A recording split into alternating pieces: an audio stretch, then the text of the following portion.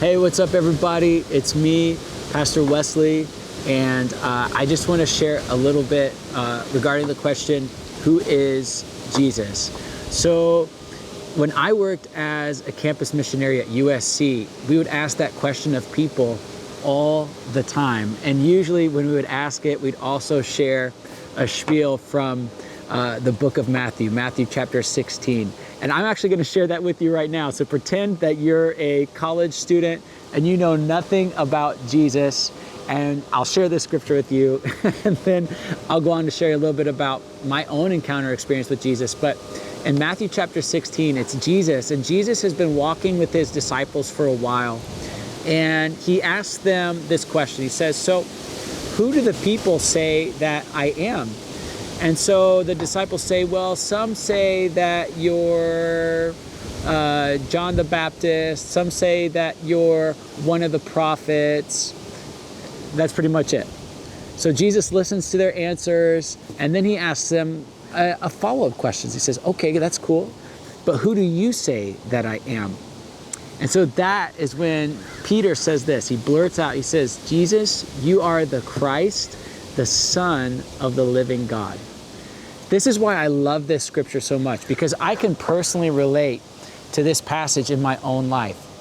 And I think many of you can as well. We all have to come down to this place of answering the question, who is Jesus?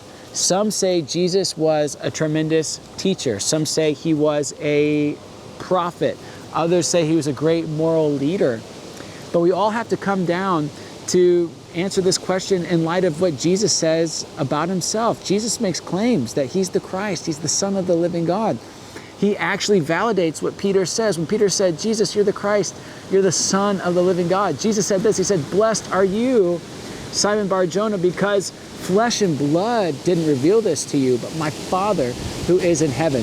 This is what I've learned about Jesus, is that really knowing who Jesus is comes down to how we experience the life of his Father through him. Jesus calls himself the way, the truth, and the life. In my own personal life, I grew up in the church, and I thought things about Jesus. I thought he was a great teacher, a great leader, a great figure. But it wasn't until someone began to share with me the very heart of the gospel, which is that God the Father loved the world so much that he sent Jesus Christ, his own Son, into the world to save his people from their sins, to redeem them from darkness and from the devil, and to restore them to fellowship with himself.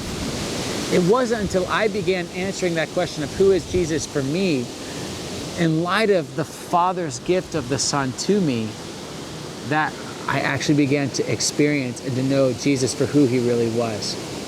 And so I want to encourage you with this. Who do you say that Jesus is? Is he some great teacher? Is he a great prophet? Or is he the Son of God?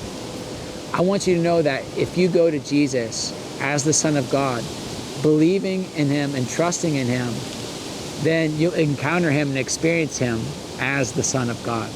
And as you begin to experience him as the Son of God, as the Christ, you'll also begin to experience him as the lover of your soul and as the best and most beautiful friend of your life. I've been following Jesus now for a long time, for years and years. I started following Jesus when I was a little kid, and I've continued to follow Jesus to this day.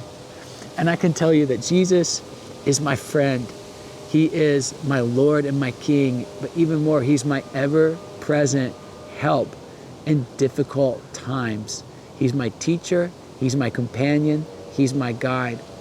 And so I hope that this video encourages you as you continue to ask that question of who Jesus is. For those of you that already know him, I hope that this encourages you to spend more time with him and grow closer to him and to have more deeper and rich experiences with him. And for those of you that don't know him, I hope that this really does open the door for you to start to experience him for who he really is. Thanks for watching.